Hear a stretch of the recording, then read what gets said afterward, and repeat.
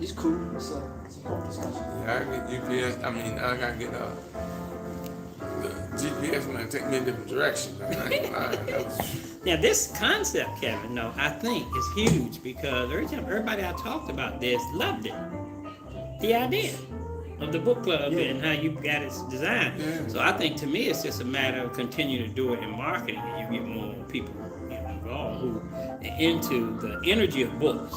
The challenge is there's so many people now they ain't trying to learn to read and write no more. Yeah, well, first sign in reading is observation. Mm-hmm. Just want to try to, let the music play just a little bit and just try to vibe before we That's right. really venture into what we want to discuss. It's amazing, Mr. Murray. He said he didn't know that he was talking to you the whole time. It's like when somebody is, in the religious sense, a prophet is in your presence, and he said, "I've been with you all this time. You didn't know who I was." Amen. I was in the bike this morning. This lady walked in and said, "Oh, Professor Murray." Yeah. Yes. Yeah. Yes. She said, "I'm so and so. I'm Belinda's friend." Okay. And I see she posted on her page, "Happy birthday to you" yesterday. I didn't know who the lady was. It's good stuff, man. It's good stuff. I said, "It don't matter as long as you know me." I ain't got to know you for you to know me. I want to see what we can come up with here, brothers. Turn this down a little bit. All right, greetings, everyone. Greetings. Want to welcome everyone to Common Humanity Mission Constructive Value Book Club. And the reason why it's called Constructive Value Book Club, whereas Nina Fuller, the one who wrote the book Compensatory Code, White Supremacy, Racism, he said that the purpose that which we should come together is to give each other constructive value. So I thought that was very powerful. Mm-hmm. I've learned that there is a lot of organization, but yet there is no cooperation. Mm-hmm. And there was a sporting event that was taking place in one of the, I think, South American countries. And they want to know what was the objective of the game. And the objective was not competition, but cooperation. Mm. Where it's a win-win situation. Yeah. Because we have learned that righteousness is a win-win situation. Mm-hmm. It is said in the English version of the Bible that the wages of sin is death, but the gift of God's eternal life is called. Yeah. Wages is righteousness.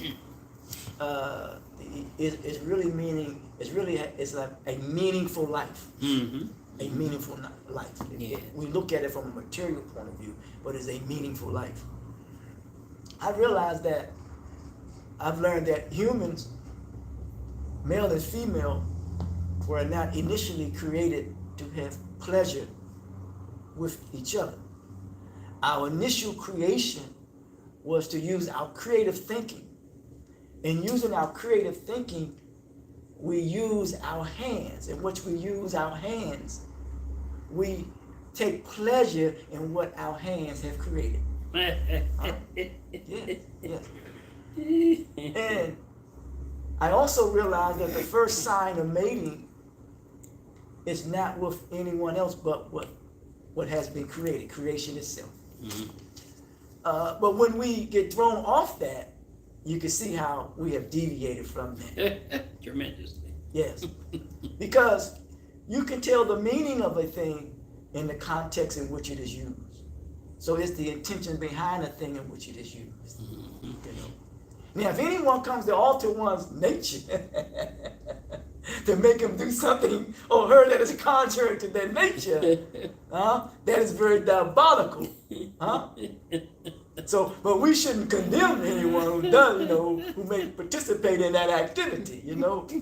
So all we want to do is, promote, I always say, the value of self-worth. Yes, sir. Because I realize that worth is in the degree the value is unlimited. The value is unlimited.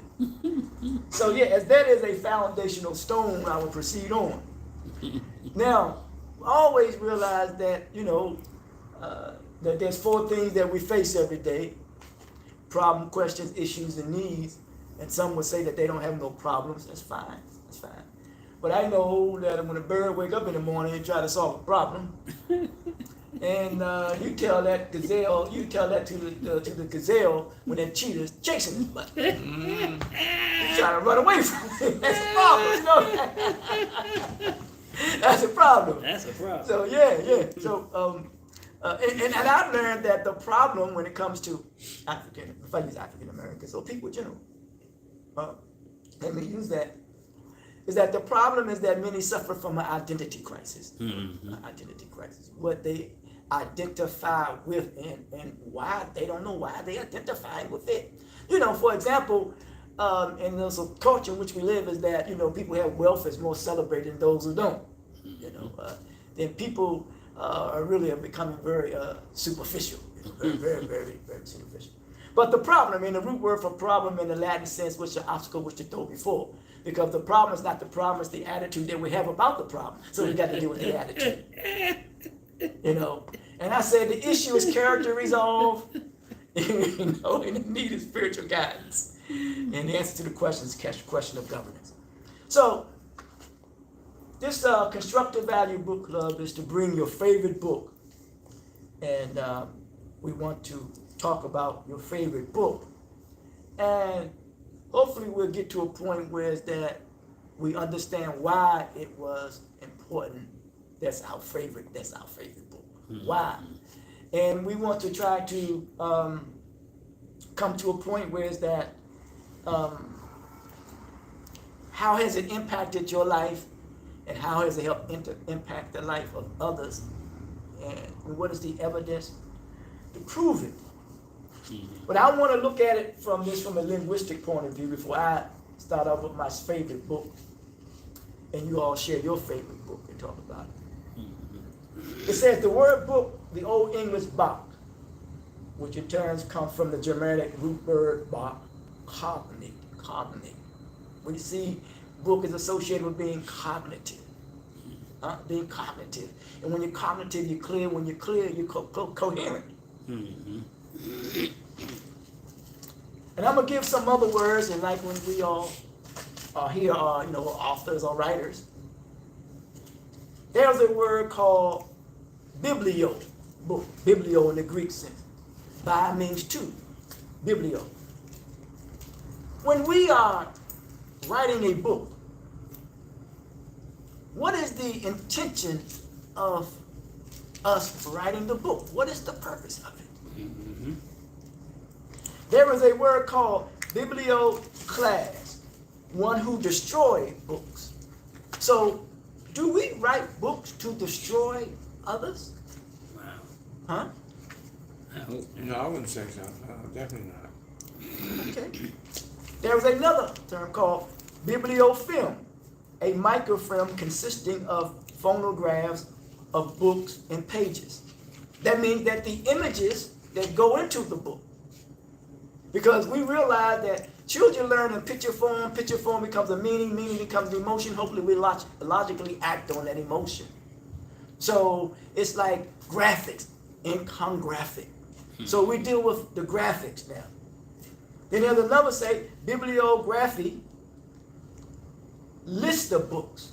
So when we write our books, we reference other books, and as we reference other books, we create a list, and therefore we use those references as sources to make the book to become complete.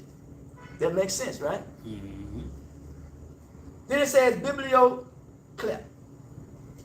What does that sound like, clip? We heard of a term called kleptomania, right? One who steals books. Have you ever stolen a book before? I have. No, I can remember. I may have taken somebody's book without their permission. I guess that's still. Yes. Yeah, you never stole a book before.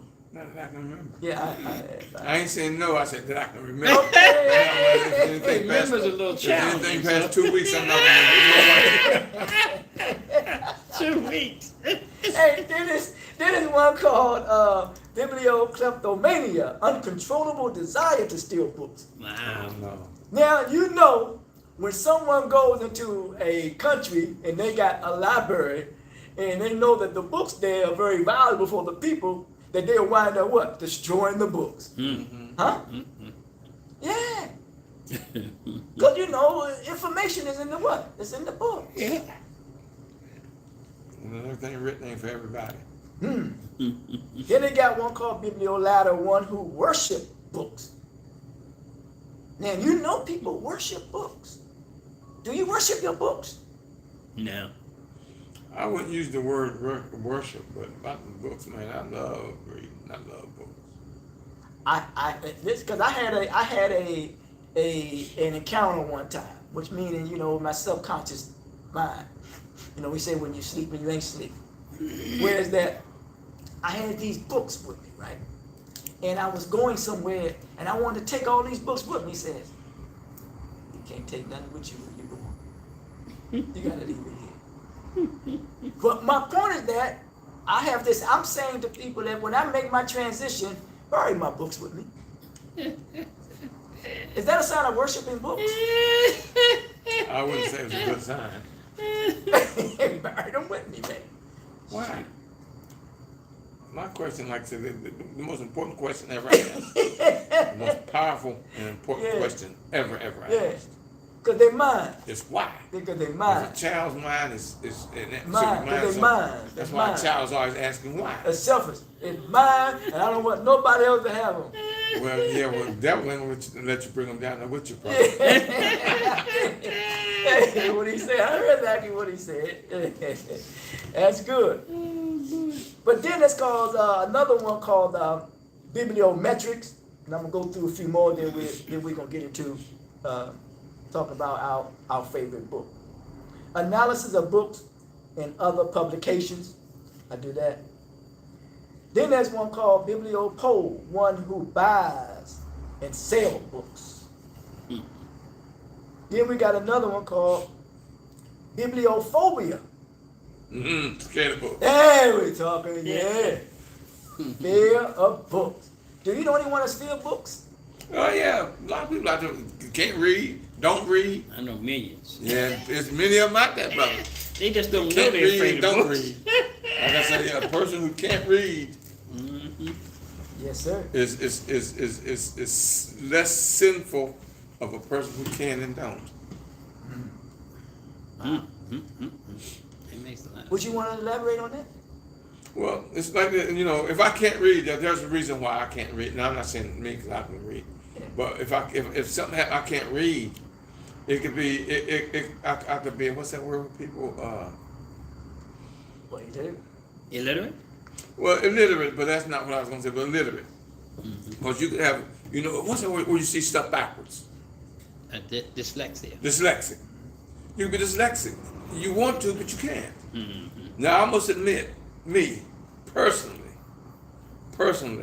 have to read things 2 or 3 times. But I read. I got a library, man, that's off the chain. Yeah. I got hundreds and hundreds of books. I've read every one of them. But I have difficulty, and I have to go back sometime and read the same paragraph over. I got you. You know, so I mean, Well, that term dyslexia is I look at that not in a negative way. No. Because someone can read from right to left and left to right. In some countries they read from right to left, but here we Right. read from left to No. right. yeah. But yeah. But then there's another one called bibliosophie, one who is particularly knowledgeable about books. Knowledgeable about books. Then there's another one, and the final one I'm going to say, okay, this is one that you like. Bibliotheca or theoca, or thika, a collection of books. Yeah, collection of books. Well, I don't collect books. Okay.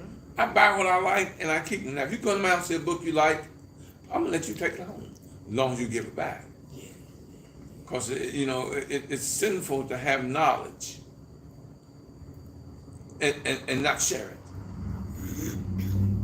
Yeah. Now we got a lot of books out there, man, that people didn't bring back. You know.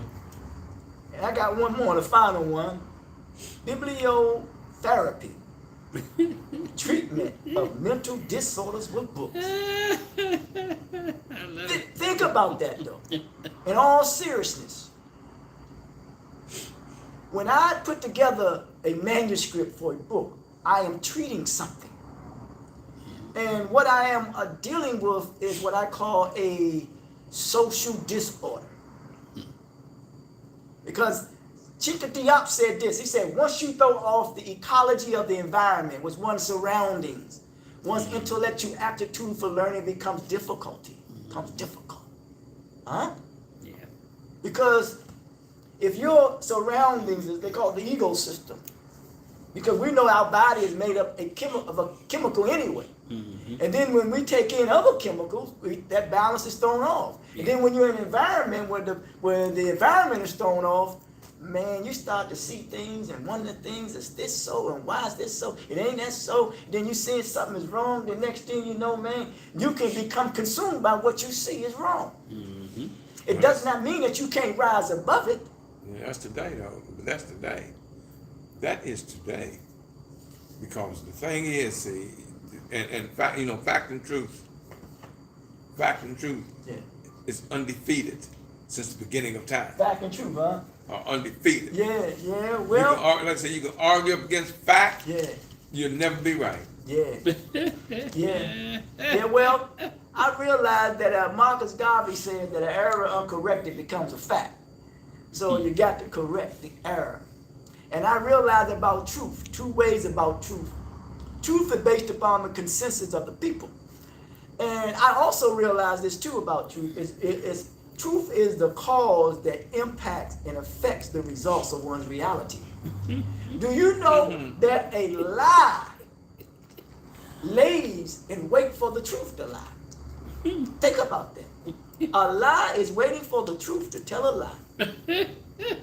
That's why he's lying and waiting. So, once again, the truth is the cause that impacts and affects the results of one's reality. That's the truth to me. So that means that the mystery has been revealed.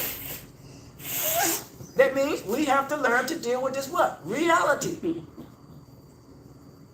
And far too many times, when we don't want to deal with reality, we deal with what is called emotional reasoning. Everything is emotional and there is no logic. So we must have the balance and the logic. Let's look at the word favorite before we go into our favorite book.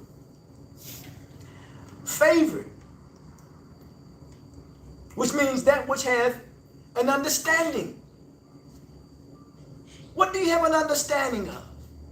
If it's something favorite, or if your favorite book, I conclude that which is favorite to me, my favorite book, is that I have belief in my analytical ability to be a creative thinker. Mm-hmm. That's why something is favorite to me. Mm-hmm. So we have to be what? Critical thinkers. Very analytical. Yeah. Because when someone is writing or someone is reading your book, you're conveying a message. So they're trying to comprehend, so they're analyzing it. Mm-hmm. And hopefully at the end of the day, that they will become what? Critical thinkers. So that's why I say that, as follower Nina Fuller would say, that we got to come together and give each other constructive value. Now, my favorite book, if it wasn't a book, I think it was just a handout. I mean, not a handout, but a pamphlet that was given to me when I spent a little time in the jail. And the name of that book was called Murph the Smurf, Jewels for the Journey. Murph the Smurf was a jewel thief from Florida. And this was given to me by a brother who was spending time in the penitentiaries, in the maximum securities. And he says, young fella, he was built like the Incredible Hulk.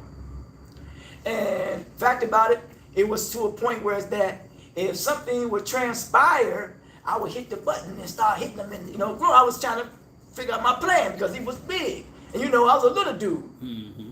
So, but he was like a gentle giant and trying to help me. He was like a guy when he goes sit down to eat, people would give him their food. So that's how strong the book. I can't even remember the brother's name. But that pamphlet, that book, that helped change my life. He said, man, you don't want to go through what I'm going through, man. This experience, going in and out of maximum securities. Mm-hmm. So Murph the Smurf, the jewel thief, the journey, Murph the Smurf, Jewels for Journey, that helped change my life. Because Murph the Smurf, he died recently, about maybe 2 years ago, I believe it was. The character? Huh? The character there? No, yeah, man, now he's a real guy. That's the person's name. Yeah, they call him Murph the Smurf. I got you. Yeah. Because the surf, but he was a surfer, Mm-hmm. and he messed with, a jewel thief. He interacted with wise guys. He said he was around takers, users, and walking dead people. That's what he was. He said he survived that. But what happened to him, he changed, he got into ministry. Mm-hmm. What they call the Christian faith. And ever since then, he was on a path to help people. And he wanted to know why or what had become of him. Why did this happen? Mm-hmm. Now, did the gentle giant also read that book and get his life changed as a result of it? He told me this is a book you should read. So only thing I can say that. That's like the gentleman who told Malcolm. Okay, yes sir. Yeah. To read. He told me to read that. So obviously he said, if I can recall, he said, real man, this is something that you should read. Read this because it will help change your life. Okay. Yeah, I got a book that I always tell people who have mental problems to read too. So yeah. Yeah. So that book impacted my life. Mm-hmm. And as it impacted my life, I use that to help impact the life of other people. Yes. Now you all know me. This is what I do. Right. I got handwritten letters of folks have written and thanking me for helping them. I know evidence, I can pull it up. I got it right here, but I don't have to read it. So when I went down, I'm asking you all after what I just shared, whoever wants to go first, what is your favorite book? And how has it impacted and changed your life? And how has it helped impact and change the life of others? And what is the evidence of it? Who wants to go first? Brother Murray. Yes, sir. Let me go first. Yes, sir. I can say my last book because I look at it. See, when I write, so I'm on my fourth and fifth book right now. I'm writing 2 books at one time right now. Yeah. It shows me the knowledge of what I have. I write nonfiction. I write to save your life, to save your mind, to get you where you want to go, whether it's personal, spiritual, financial, entrepreneurial. My book, From the Mind of William, is a book of affirmations, and I'm an affirmation junkie. Let me see your book. Let me put it up so people can see it. I'm an information junkie. Information. I gotta have something that's informational. Mm-hmm. And because this is a book of affirmations which I wrote, and they're positive, it's going to change your life because it's positive thinking. Mm-hmm. And the most. Come on, sit up there so people can see it.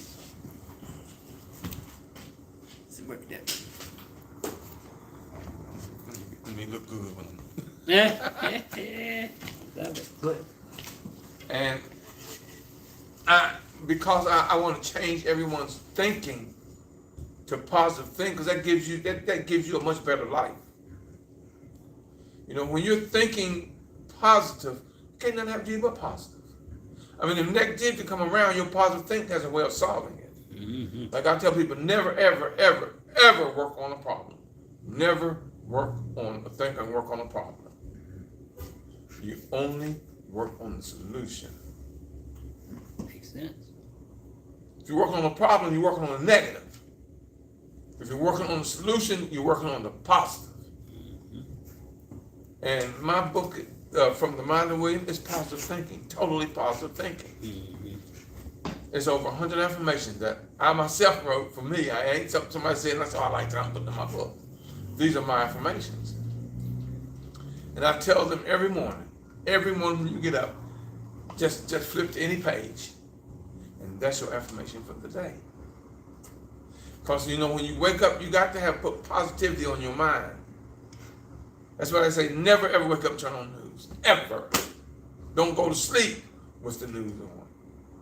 Because your mind is 4 times as active when you're asleep as it is when you're awake. And that shocks people. Yeah, that's serious.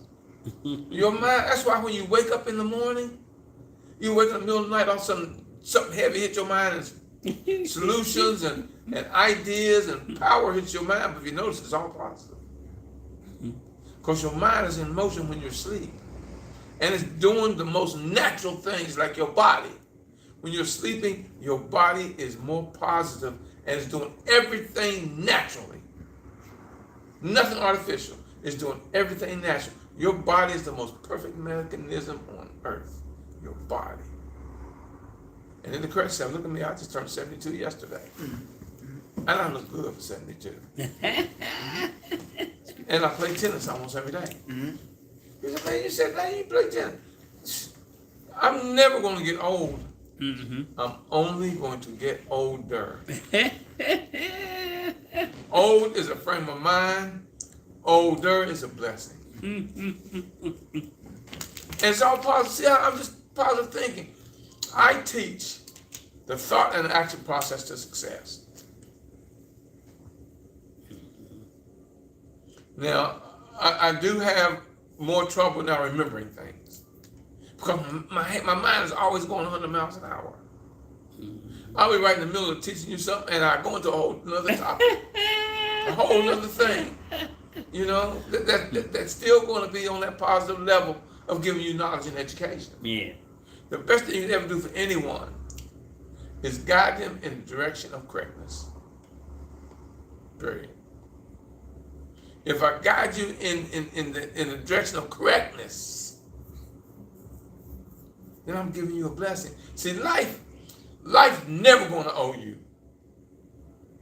And if it does, it's going to reward you. It's going to pay you. Life pays its debt. And when you give a blessing, life owes you. And somewhere along the line, it's going to pay its debt to you. All you have to have the right mindset. Mindset is very important.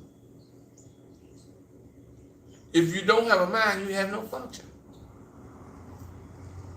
You have no function if you don't have a mind. What function you got? Thought is one of the most powerful things you have. Yeah. The action. See, people know everything is.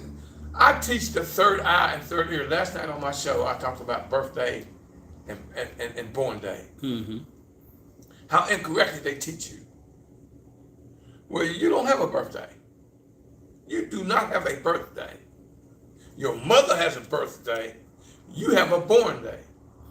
That's the day you were born. You, a man, can't give birth.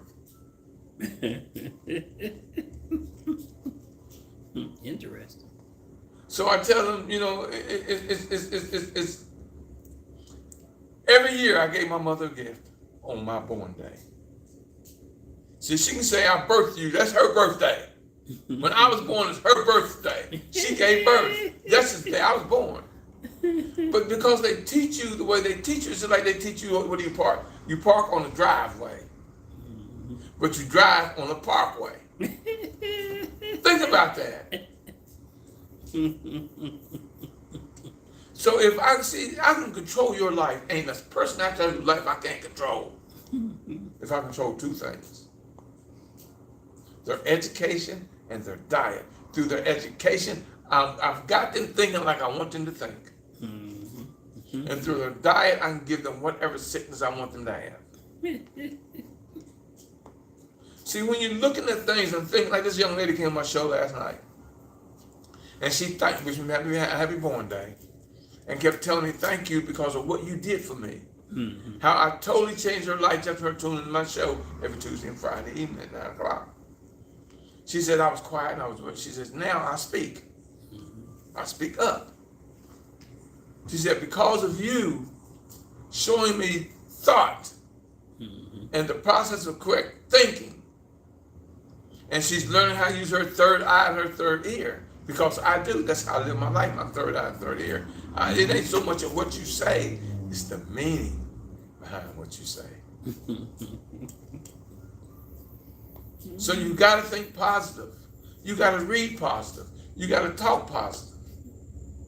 And that's what my book this year is. I guarantee you, if you read this book, From the Mind of William, The Thought and Action Process to Success, you will not be the same person you were when you started reading it. And close, explain how they're able to get the book? Yeah. All you got to do is call the Institute, the Millionaire Mastermind Institute. I'm the founding president of the Millionaire Mastermind Institute. Call the Institute at 240-619-2019 and order the book. It's only $25. But I'll give you a gift with it too. And it's autographed, so one day it might be selling for millions. I don't know. Millionaire Mastermind Institute. All one. Three words. It's an institute. But I teach you how to think.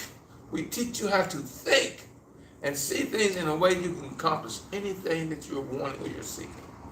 Okay, so you're saying that book changed your life, and then it helped impact the change the life of others. And Yes. then you talked about the lady that you talked to, and that's evidence that it has happened in that. Oh yeah, I've helped them say to many people. I realize I'm a 46-year entrepreneur. 46 years I've been self-employed. Mm-hmm. I do classes. I teach and I speak all over the country. I do my class at Prince George Community College. And I teach business and how to build and grow your business. I teach you how to build and grow your life, even if you're not an entrepreneur. But everyone living is an entrepreneur, because your life is a business. Your life is a business. Like I said, I got a library. I mean, if you want to talk about favorite books, I've got so many books. What topic do you want to speak on? I got a book that I can pull out that would be my favorite in that topic. Now, when it comes to ancient history and learning about your blackness and your people, I would give you the book by Tony Browder, about a contribution to civilization. This book will open your eyes on how great your people were. They were the best, they were the most brilliant people ever on earth. And open it up and read Know Thyself in there. Oh, yeah. It's the first or second page. Yeah, I know, hey, brother. I know by heart, but I'm going to read it just to make sure I got it right. Because I teach this. Read Know it. thyself. Okay. A person who knows not and know not that they know not is foolish. Disregard them. A person who knows not and knows that they know not is simple. Teach them. A person who knows not and believes that they know is dangerous. Avoid them. A person who knows and knows that they know is wise. Follow them. All of these persons reside in you. Know thyself, and to thyself be true. Thank you, sir. Thank you. Yeah, thank you, man. See, that's good stuff there. Thank you, sir. Yep. That's how we're going to do it. Constructive value. We're giving each other constructive value. Thank you, Mr. William Murray. Professor Murray, as is known as. Yes. Yes. I want to share a little something about the art of critical thinking. Good critical thinking means that we take a disciplined approach to decision making and problem solving. Now we're talking about problem solving skills now. It says that a pessimist sees difficulty in every opportunity, and the optimist sees opportunity and when it's difficult, when it's something difficult. Huh? So it says that we are a product of our environment, we are a product of the decisions that we make. That which is required upon us is to use our intelligence. We must remain open-minded, and we know that when the sun hits a plant, more than likely that it's going to open up. Mm-hmm. Open-minded, huh? Mm-hmm. Open up, and you know how we got here. Mm-hmm. And we also must, in critical thinking, conduct productive discussions. This is what we're doing now. When something seeks to function properly, it is of no use because it's not being productive. Huh? Mm-hmm. The mind at its best is to be productive. Taking into account our own and others' behaviors and dealing with what? Conflict. Huh? Conflict resolution. Mm-hmm. When I think of conflict, I think of the word con, I think of the word flick, I think of the image. Mm-hmm. We're trying to make ourselves to be something that we are not. It's like Superman. We elaborately construct him. There is no such thing as a Superman. So we elaborately construct something, and when we elaborately construct something, once again, we make something to be that which it is not. And therefore, it makes many of us not only to be a liar, but it makes us to be very delusional. Huh? Critical thinking is defined as the intellectual discipline, process of actively, skillfully conceptualizing, applying, analyzing, synthesizing, or evaluating information gathered by observation. The first sign of reading is not what you see on paper. The first sign of reading is observation. Experience. So when we're writing, this is what we're doing. We're gathering information. We're observing. When it comes to our experience, I realize that when you deal with a sickness, you're dealing with a disease, and the illness comes from our life experiences. We are communicating as a guide, a belief, and an action. Before the child is born, or before the child even speaks, the child is watching how the mother and father interact with one another, how they interact with the environment. That means that you are communicating a message to the child. Mm-hmm. So you know if one has not developed fully intellectually, and what he or she sees out in the environment and community, you're communicating a message to that child or that underdeveloped mind. Yes. A child lives only when we teach them. Yes. I was talking about that last night too. How we take a child and bring them into an adult world when they're mentally and maturely not ready for an adult world. That's why they're so fast. Now, because we realize that we must go through a process. It's like an initiation process. You know, I realize there's two here. When you deal with child abuse, child neglect, we can have the basic necessities of food, clothing, and shelter. That's considered not to be abuse. But some children are not getting, they're being neglected because they're not getting the emotional and attention that they need. That's neglect. So they will try to make up for it. They will even elaborately construct themselves. They will be a part of something that will help try to fulfill that which they are lacking or that which they are void of. As a result, they won't be constructive. More than likely, they may wind up being destructive. So when we talk about coming together and giving each other constructive value, that's what we're going against, of being what? Destructive. Yeah. Destroying each other, tearing each other down. So we must become more tolerant of each other's beliefs, of each other's values. Going beyond race, going beyond class, going beyond gender, going beyond economics, going beyond politics. Because when we think of terms, that's all it is. It's there for a term or a point of time. Aren't you and I here for a point in time? After our labor or work is over, Yeah. we're gone. And I say this and bring up the next brother. I was watching a movie. It's called AI, Artificial Intelligence. And the young boy wanted to bring his mother back. But the being said that she only can come back for a day.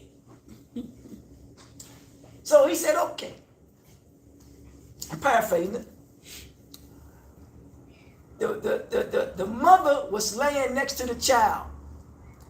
And the mother said to the child, I love you.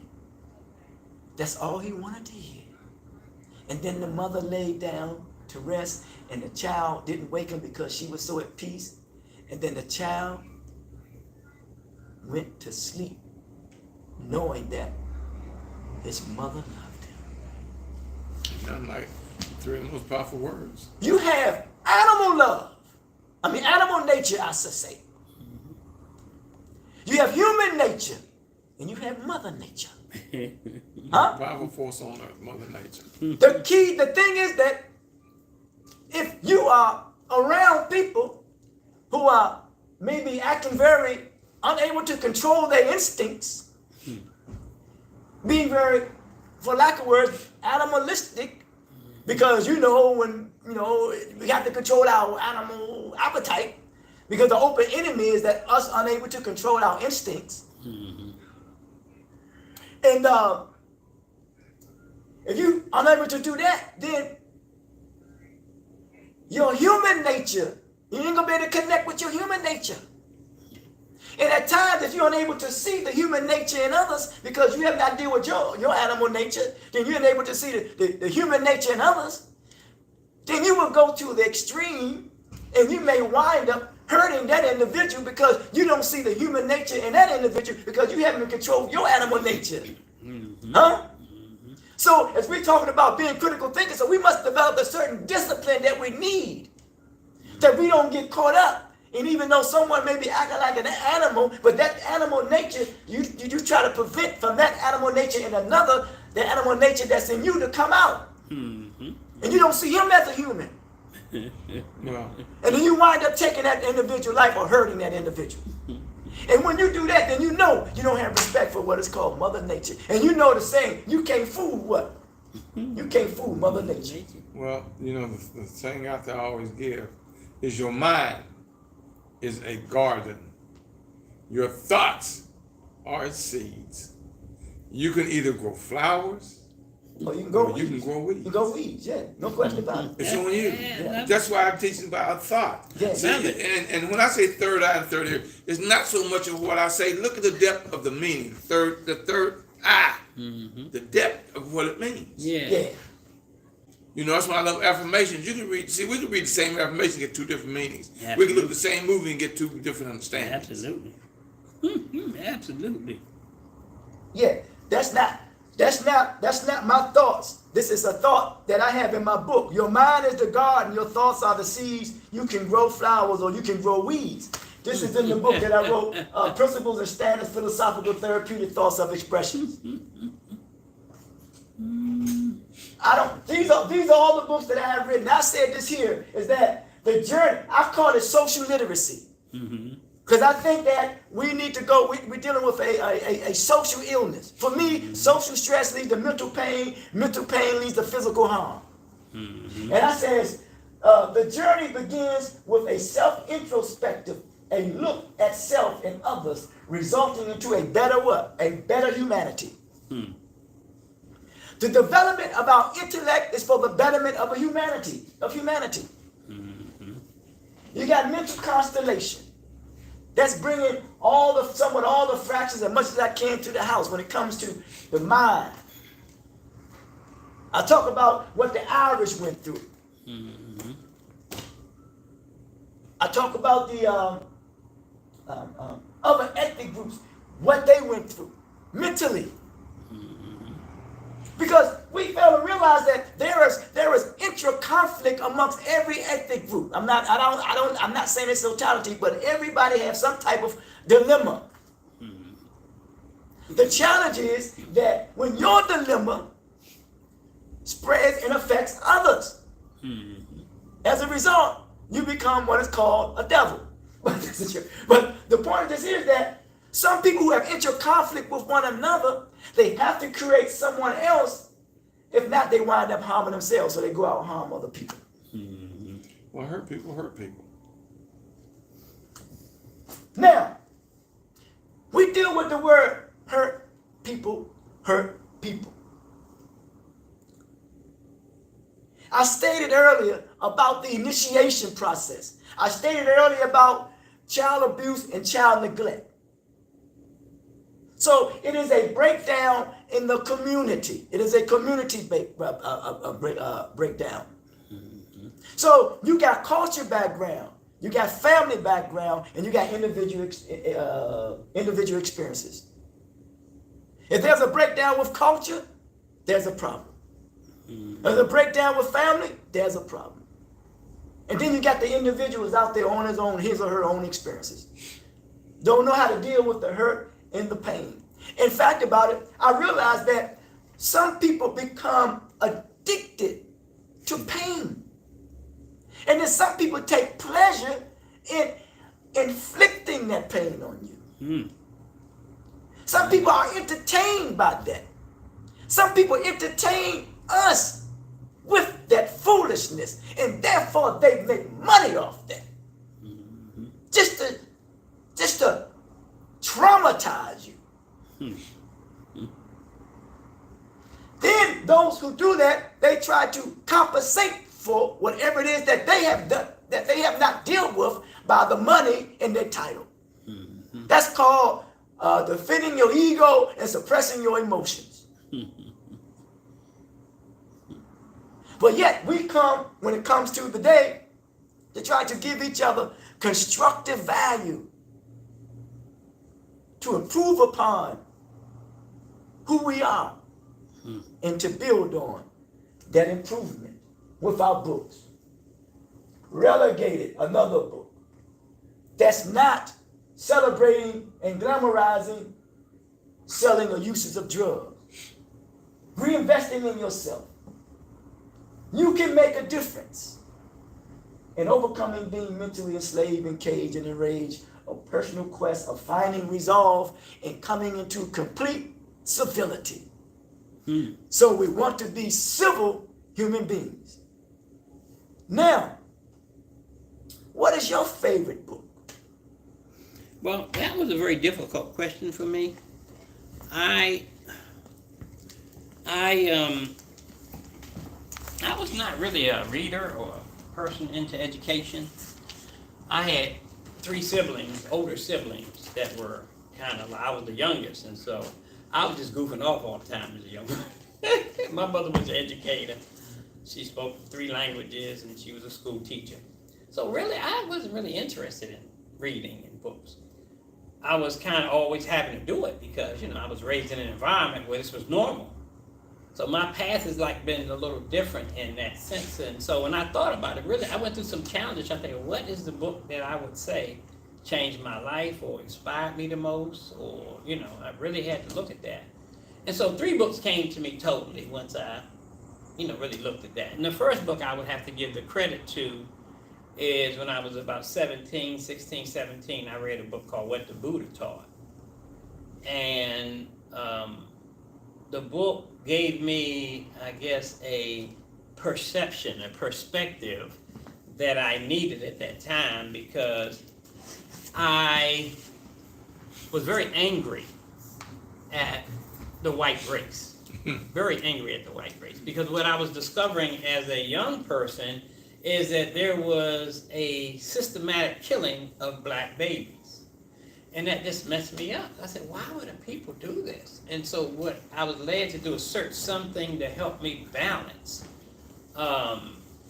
that feeling I had of really just hating this race for being so cruel, wicked, demonic, and killing little black babies. That's their nature. And the Buddha, what helped me tremendously in what the Buddha taught was his whole idea of self, how do you put it, self-actualization. And when I was reading it, it was heightening my awareness to help me understand humanity, other people. And so recently when I heard about Buddhism in, I say, the 21st century, it wasn't the same what I read back, in the 70s, what the Buddha taught. So it was kind of a whole different dynamic. There was some similarities, of course, as everything. But this book was all about self-attainment, how you attain yourself. And this book led me to quiet meditations, higher connecting with myself spiritually and things of that nature. And so I would say that's the book that I've read that created the most change for me, because of course it came at probably the greatest time that I needed to be able to make a transition from being very angry, bitter, into an inner peaceful person. I know that was the other two books that I would give credit to for changing my life in some aspect and inspiring me, and I know these two books definitely have inspired millions of others, is I read in 1995 the book called Secrets of a Millionaire Mind by T. Harv Eker, because I was into marketing. And he tells his story in this book about his journey of becoming a millionaire. And he was out of Canada, and he was living in California at the time. He just kept going through all these changes. And what I really admired about the book is he just doesn't talk about creating material wealth. He really lays principles in the book so people can understand these go together. It ain't one without the other. They were like connected. And so at one point in the book, his father comes to him and he says, Harv, you seem to be really struggling with this thing. And I want to help you. So he said, I'm going to get a friend of mine who is a multimillionaire and have him come talk to you. And what I thought was so profound about the book is he gave practical examples and illustrations of what people really need to understand is what changes people's life. And so the friend of his father, who was a multimillionaire, says to him, he says, Harv, I'm going to give you the formula to why most people are never successful in their life and why you have people who are so far ahead of everybody else. He says, rich people and poor people don't think alike. It's completely two different thinking. Yes. And so when he said that to him, he's like, huh? What do you mean they don't think alike? Everybody just thinks, right? So he said, see if I can phrase what he told him. He said, the rich people always want to learn and grow, while everybody else think they already know. Man, I mean, it's something simple as that, right? He laid the line out like that. And I was like, wow, that's profound.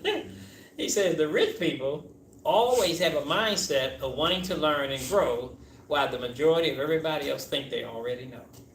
And I said, that is so, it goes back to when you were talking about attitude. That's the problem, it's the attitude, and it's like people are locked into a certain attitude about it, so they can't move beyond that. It's because they got to first deal with the attitude, and it's always personal. So that book was very enlightening because it had a lot of that type of dialogue in it, and which led me to the other book I read around the same time, Rich Dad, Poor Dad, with Robert Kiyosaki in 1995. Great book. Because he's telling his story. And I love books that, storytelling, because you really get, I think, more value from storytelling. I'm so inspired because I'm not a storyteller. I want to learn how to do that. But when I write, I don't talk about stories. I do, but I don't talk like these books do. It's like more so me just trying to get information to people. And I think that's a skill set when you can tell a story. But Robert Kiyosaki, being one of the boys in Rich Dad Poor Dad, learning from the rich father and his father, who was a superintendent of schools, these two books both I connected and gave me such an insight of human behavior, because what I find in my journey is how most of us are helped is when we change the attitude. It's like a switch of energy flow. And so Kiyosaki in the book, he's doing an interview with this woman who had a degree from Harvard and Yale. She was a writer like he. And she asked him, now that, I've come to see you and how you are working and you told me all these things, I just have one question for you. And she says, what do I need to do to become as successful as you? And so Robert Kiyosaki started by saying to her, well, first, let's be very clear. I'm not a great writer, because he made the parallel. He says, I'm a great marketer. He says, writing, that's a struggle for me. I have so many people help me, and he went through all that.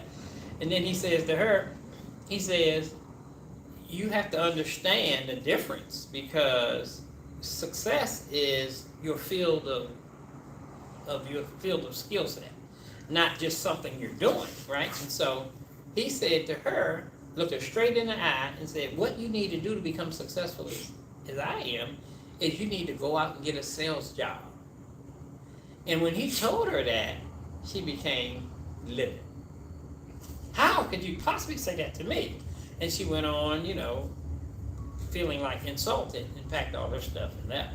Now, she ended up giving him a great review from her interview with him.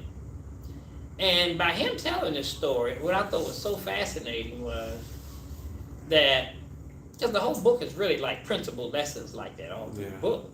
And what I was so blown by, that she asked him directly, going right back to having the attitude, right? She asked him directly. He was a multi-millionaire. And she said, what do I need to do? And he told her, you need to go out and get a sales job. But because she already had a fixed mindset of what she wanted to hear, she didn't listen to what he said. So it went right over her head. And when I look at that in my journey of life, this is what I see almost daily dealing with human behavior. People are not open to receive what it is they really need. They want to hear what they want to hear. And so it keeps us all on these journeys that until we're ready to understand or learn or get what we need, we're fighting ourselves almost every step of the way. And so these three books I would have to give the greatest credit to, that has helped enlighten me to that process. His answer to her was mental. Mm-hmm. See, you never ask a question. Well, you never ask a question you can't handle the answer of no to. Mm-hmm. So I say you never ask a question that you can't handle the answer of. I love it. What about your book? You have your book? Oh, yeah, I did bring that up. Yeah, well, that makes sense, too, because I guess these three books actually helped me to create this book, right? So, this is the sixth book that I've written. And my first 5 books, all on my Google Drive, so I never got them edited and published. So eventually, be it God's will, I'll eventually get around to it. And this book, I wrote last year. I was very inspired. No, this is 2020 I wrote, so yeah, the year COVID. And so this book was inspired because I figured I had a lot of time, and I have, I would say I had this book growing in me. I was pregnant with the book because I have been on this journey to help humanity understand the resourcefulness that lives in them. So basically the book says this book is designed to inspire and encourage you to get up off your assets. By applying the principles and processes in this book, you will discover that you are already 100% successful at creating either consciously or unconsciously. The magic happens when you discover the natural universal processes designed to help you manifest your goals and dreams. So this What's book, the name of the book? I named the book Discovering a Purposeful Life. And one of my business partners said we got to name the book something sexy. So we ended up naming the book Stop Making This So Hard. Don't be afraid to say the word, brother. I have to be. It's not in my vocabulary. Why? Why? Huh? It's an everyday word. No, I know, but I'm just saying, it's harder for me to say it. Discovering a purposeful, well, stop making it so hard. Discovering a purposeful life. Okay. And basically, I like the title. I had mental and dynamics going on with it is because I've always said to people with foul language is that I was taught by mentors that the foul language does not allow you to truly express yourself. So that's probably a block in it. Yeah. And so the book is helping people to tap into their resourcefulness. It's really a guide. It's not just a read book and put it down. It's an actual guide to help you to understand that every chapter of the book will take you somewhere back to some part of your own journey to help you bring more and more clarity to the resources that are in you, how to acknowledge them, access, and apply them. And so I would say that this book has been very inspirational in writing it because I really feel that where we're headed with the world of technology is we're losing ourselves, dumbing ourselves down into the No AI. doubt about that. And people really need to understand how resourceful they really are. So that's why I was really inspired.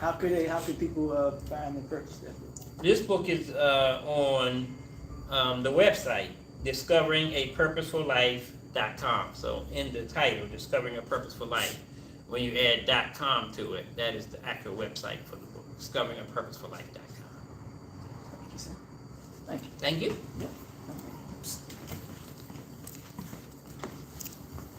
All right, that's good stuff. That's good stuff. So we're gonna bring things to a close.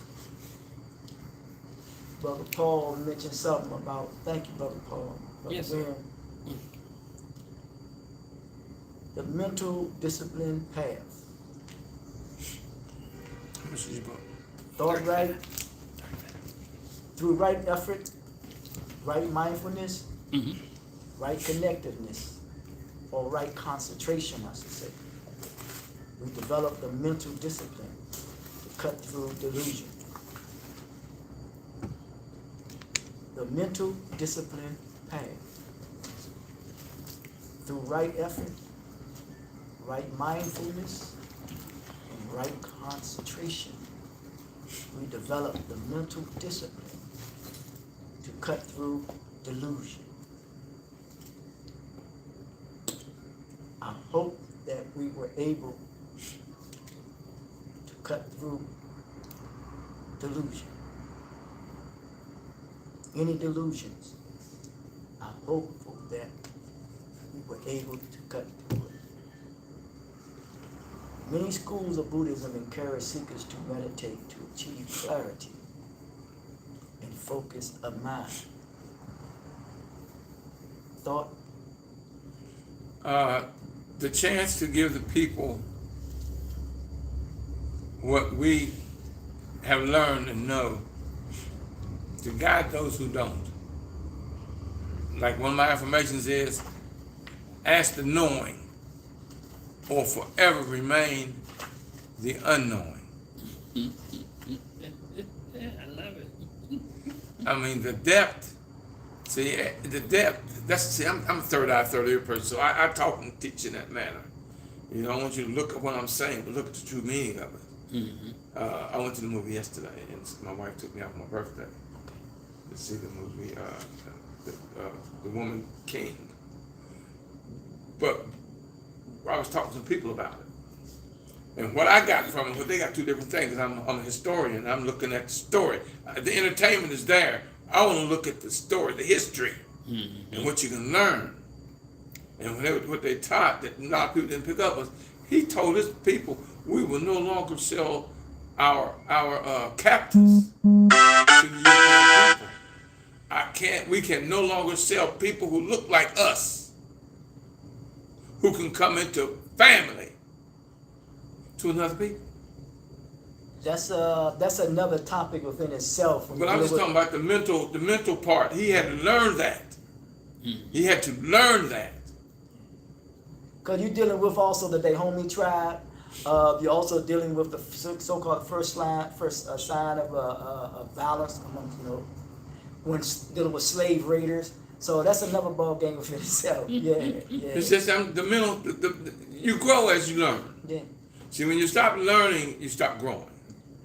And I'm looking at the growth that he had to go through to get to that conclusion. Because for generations, they had been doing that, and he realized how wrong it was once well, like I say, our parents weren't wrong for what they taught us. They taught us what was taught them, which they thought was right. So once we learned that what they taught us was wrong, don't blame your parents, because they were still being good parents. They taught you what was taught them.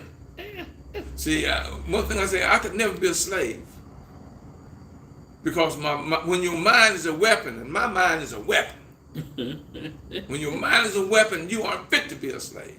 Well, why, when you say, because we can go on with that, because I hear that a lot, and I always like the linguistic point of view. Slave comes from the associated word Slavic, and it's associated with the word associated with peasantry, of being a peasant.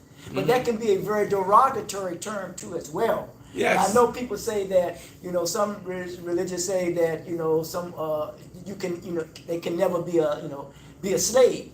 And then the word interchangeable being a servant and a slave. I'm here to do my best to serve, humanity.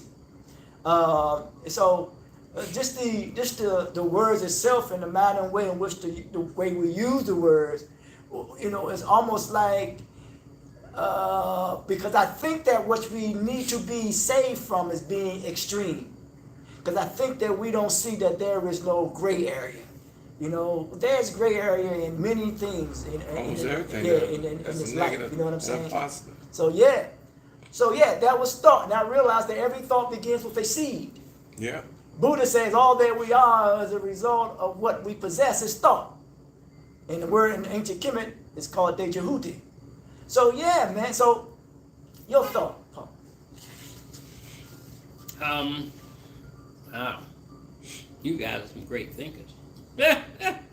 It's so funny for me because, like we're talking, everybody's operating at some vibrational frequency in their intellect, in their evaluation.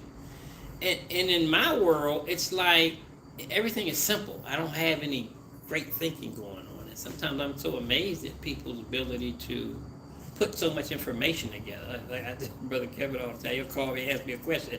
I said, bro, if I can't think of it, I had to get back to you in a few days. He acted like I'm just going to be able to communicate like he doing. I'm like, And it's kind of like what you're saying is how you have to read over something more and more. Everybody's like different in that. And for me, it's like, it's a sum total of our experiences and our intentions. Because your experiences, as you're gathering these experiences together, it's the sum total of who we are. But your intentions is driving all of it. So it's like, my approach to life is I try to always keep everything very simple.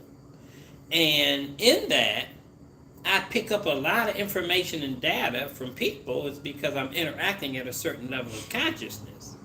Sometimes what people are putting out there, it goes straight over my head because I'm not at that level of operating. But if it's a simple concept, I can take it and pretty much relate it to something that gives me a better understanding. But every now and then I get information, I'm like, wow, I never even looked at that before. So when we're around folks like ourselves, people who are speaking at a certain mindset of energy, it's like, it's powerful because it's like, you talk to the average people, they ain't saying too much of something you heard 1,000 times already. They're just regurgitating stuff they picked up. But when you're around people who are using their brain computer to think outside of the box and to really understand things at a higher, mature level, that's real stuff. Stuff that puts you in a whole different realm of thinking. And my journey has really been always sitting quiet and really trying to understand, the time I'm living in, the place I'm at, the spiritual essence of what's going on in transformation of energy flow. And it's always a blessing. That's pretty much how I see things. Well, it's been good time, good time spent here together. I want to thank you all for coming out and being a part of Constructive Value Book Club as we come together to give each other constructive value. I want to thank TNAT Holistic Wellness Center for allowing us to be here today. Indeed. Very grateful for that. Common Humanity Mission. The mission is to promote the value of self-worth. The mandate is to cultivate the potential of knowledge that is in us all. The motto is to communicate with precision, a clear image to the world through 5.5 channels. First, understanding, tolerance, temperance/temperament, confidence, and respect. The pledge that we contribute to. There is no family without individual. The value of family and individual concerns. There is no community without family.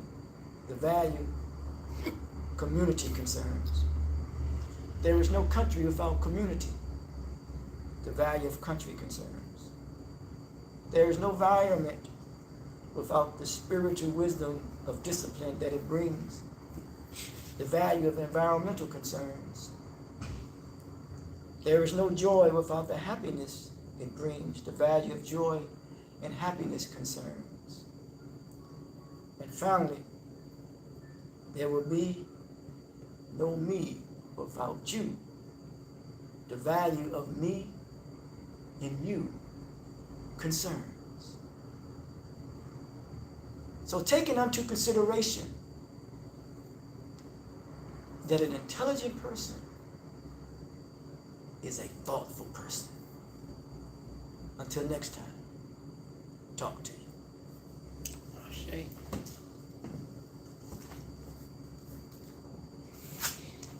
Excellent, excellent.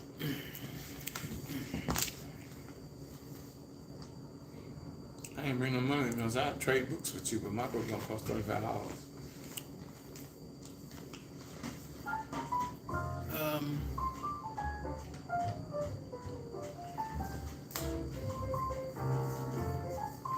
Thank you, I appreciate it. Hey man, I Thank enjoyed you, it. brother.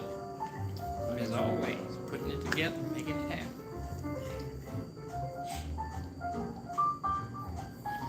Kevin, who publishes your books for you? The people you turn me on to. Lulu? I can't get into them. I've been trying to get them to republish my first book that I sent them. The minimum I can order is five. It's too many. Yeah. The money they won't give me. I was gonna order 25, 50 books. Yeah. They won't do it. I'm thinking, wait a minute, you got my book? Nah, I can't. Yeah. Yeah, how about that? Yeah. So, I mean, you order a minimum of how many? 20. Don't let me do it for some reason. And they've already, all I gotta do is just print and send it to them. Yeah. And you can't talk to them because now everything is email. Show your books Give me a again. book where we can trade them. You can trade. They trading off books here. Well, my book ain't $25, man. So. They trading off books here. This is Paul's book. At least I'll have your book when you come on the show, Paul. It's William Murray book, Professor Murray. Spiritual teacher, Brother Paul. This is for you. This is for you. Thank you, sir. Since we showing books, I might as well put mine up here. This one here, The website is seehumanity.org. Seehumanity.org. I'm not, I'm proud of you. You know why I'm so proud of you, Kevin? I remember you didn't have not one book, and I told you you need to write. And that's something. You didn't wrote. But I have books that I have Let's see. already. I have books that I have already written. But you didn't have them published, so, that's keeping it to yourself. No, Now I look at you. had got 2 of them was published already. It's fine.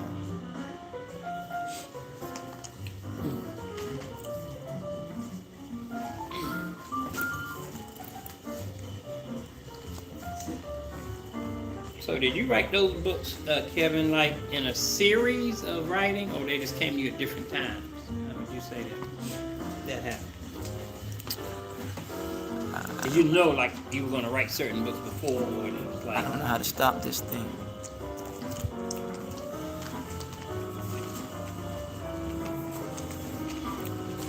I remember one point you... I'll take it and get it transcribed Mm-hmm. and write it in book form. Oh, okay. But that's a chapter. I was gonna show you. I got a book after that thick. It's called My Business Bible. Well, every time I do a show, I got an outline of what I'm going to do, what I'm going to say. Just put it all together. And then each show's a chapter. Right. There's different topics, different subjects, things I Yeah, feature. that's a great way. Well, now what I'm doing now, because I just